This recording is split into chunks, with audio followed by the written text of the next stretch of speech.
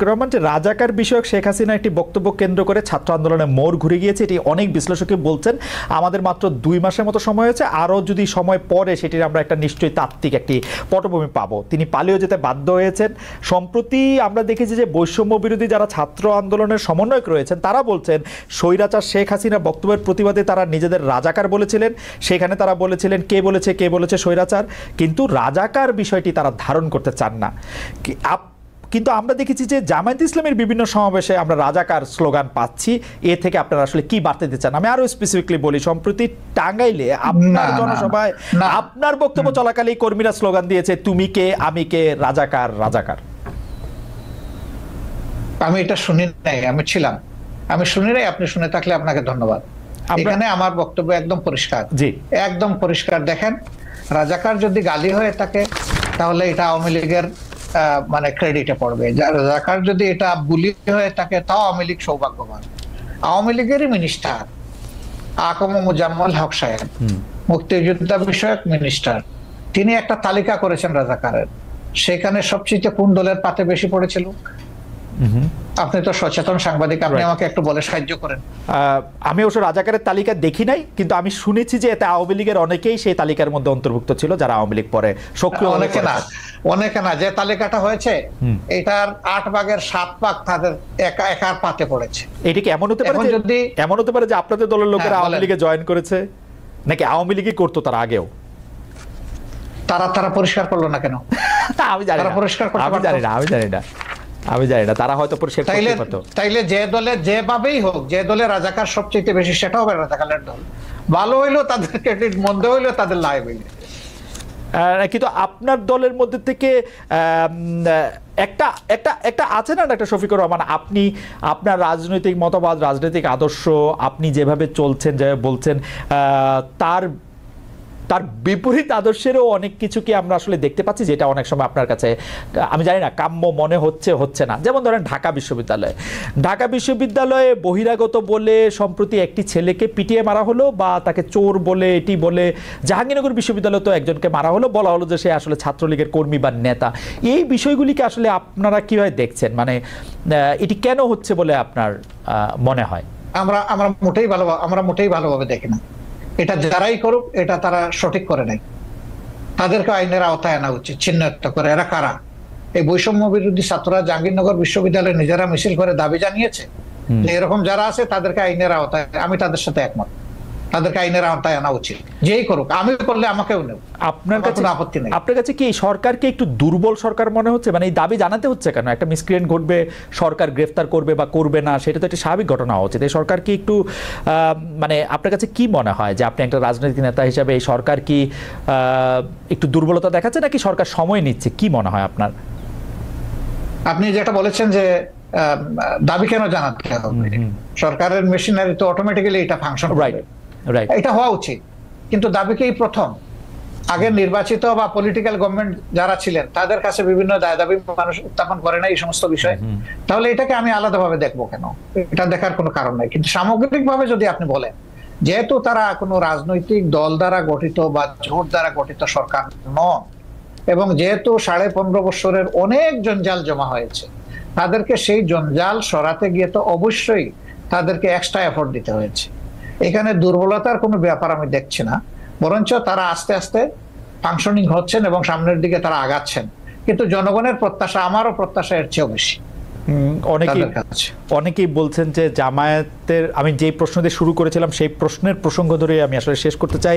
অনেকেই বলছেন যে জামাতে ইসলামীর যারা কোর সাপোর্টার তারা আসলে নিয়োগ পাচ্ছেন খুবই খুবই খুবই খুবই খুবই যেগুলিকে বলে কি পয়েন্টগুলিতে, এবং ভবিষ্যতে বাংলাদেশের চেহারাটা কেমন হবে সেটি হয়তো জামায়াতে ইসলামী ঠিক করে দিতে চাচ্ছে বা ঠিক করছে। আপনার কাছেও কি সেরকম মনে হয় যে আপনারা একটা বড় ছক খাচ্ছেন, যেই ছকের মধ্যে আসলে বাংলাদেশের সাহিত্য, সংস্কৃতি, শিল্প, রাজনীতি এটি বা অর্থনৈতিক কাঠামোটিও একটি রূপ পায়, এবং সেটি জামায়াতের মতো করে একটি ছক? কি না, আমি এইভাবে দেখছি না, বরঞ্চ আমি দেখছি যে জনগণ হিসাবে যেই কম্পিটেন্ট হোক তার আসল জায়গায় যাওয়া উচিত। যদি একজন মানুষের পটেনশিয়াল থাকা অবস্থায় রাষ্ট্রকে সার্ভিস দিতে না পারে, তাকে যদি ডিপ্রাইভ করা হয়, তাইলে এই ডিপ্রাইভ লোকটা যে দলের যে ধর্মেরই হোক না কেন তার প্রাপ্যটা তাকে দেওয়া উচিত। এতে দুটো লাভ, সে তার প্রাপ্য পেল আর রাষ্ট্র একজন কোয়ালিটি মানুষের সার্ভিস পেল। এই দিক থেকে যদি একই দল থেকে মানে কোয়ালিফাই করে, সে ফর এক্সাম্পল মনে করেন যে গণ অধিকার পরিষদ, তাদের দল থেকেও যদি কোয়ালিফাইড মানুষ চলে আসে, আমার এখানে তো আপত্তি থাকার কথা না। ওকে ওকে, এইটা একদম শেষ প্রশ্ন করি ডক্টর শফিকুর রহমান, সেটা হচ্ছে জামায়াতের নির্বাচনী স্ট্র্যাটেজি নিয়ে নিশ্চয়ই আপনারা ভাবছেন, এটা নিশ্চয়ই অনেকখানি গোপনও রয়েছে, এই মুহূর্তে হয়তো আপনারা রিভিলও করবেন না, কিন্তু আমি আপনার কাছে শুধু জানতে চাই যে জামায়াত কি এইবার জোটবদ্ধভাবে নির্বাচন করবে, একক নির্বাচন করবে? জামায়াত যদি এককভাবে নির্বাচন করে তাহলে জামায়াত কি চাইবে যে বিএনপির পাশাপাশি একটি তৃতীয় দল যারা আবার একটু এন্টি বিএনপি তারা থাকুক, তারা একটু মারামারি করুক, তাতে একটু ভোটের সুবিধা হোক, এই তৃতীয় দল হিসেবে জামায়াত কি চাইবে তাহলে আওয়ামী লীগ নির্বাচনে আসুক? মানে আমরা এভাবে ইনফারেন্স টানতে পারি কিনা? না না, আমি তো আগেই বলেছি যে আওয়ামী লীগ কিভাবে রাজনীতি করবে আগে তারা ঠিক করবে। যারা একটা গণহত্যা ঘটিয়েছে, এখনো তাজা রক্ত ভাসতেছে, এখনো হাজার হাজার ছাত্র ছাত্রী যুবক শ্রমিক এখন আহত হয়ে কাতরাচ্ছে হাসপাতালের বেডে, তারা কিভাবে নির্বাচন করার চিন্তা করবে?